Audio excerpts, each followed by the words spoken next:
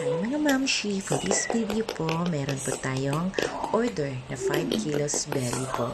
So, ganyan po kapula at crunchy yung belly po natin. So, this one po, meron na po akong nakamarinate at timplado na po yung belly po natin.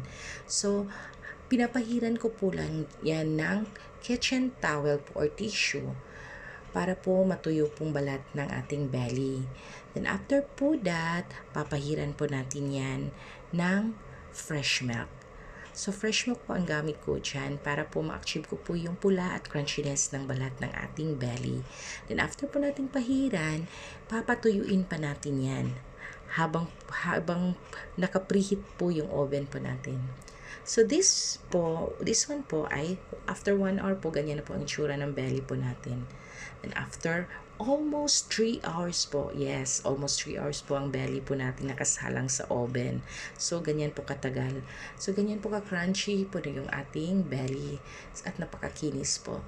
Thanks for watching po. Bye!